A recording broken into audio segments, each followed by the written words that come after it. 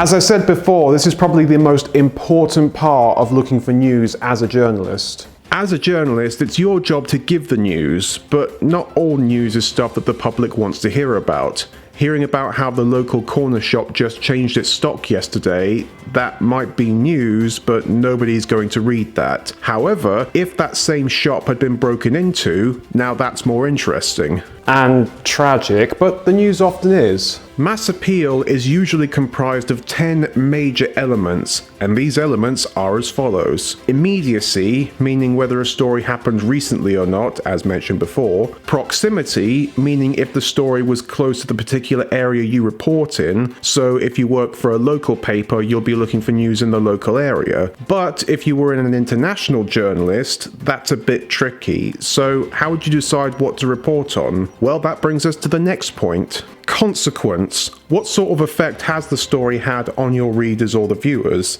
Did it affect them in a big way? Did it make things better or worse? These are the sorts of things that people want to know about when they read the news. Prominence. Did the events of the story or the elements surrounding it have some sort of wide appeal? So, say a person was involved in a car crash, if it happened to be a celebrity or a well-known public figure, then it would make it more significant than if they were just a regular person. And speaking of that, suspense. If there is something about the story that would keep the viewers in suspense, like say the celebrity in the car crash is in critical condition because of the crash, that would make people want to know more, and keep them coming back to find out how the story continues. Oddity.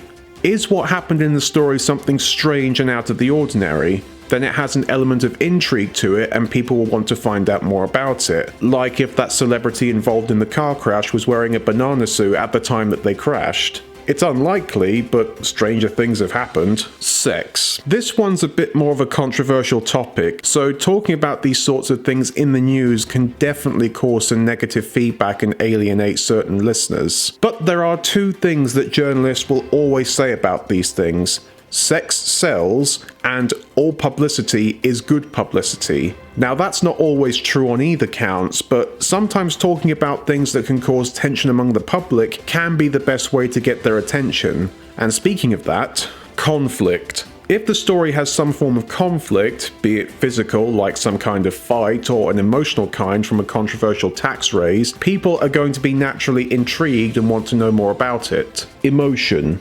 Emotion is the thing that makes us human, and often the things that provoke our emotions is finding out new news. Whether it be something happy or something sad, the news is our major source of finding out what's going on in the world, and if it's something that tugs at our heartstrings or gets us mad, we want to know more about that. And finally, progress. If it's something that lets us know about where the world is going in terms of technology, science, or engineering, we like it because it lets us know about the sort of things that we can have in the near future.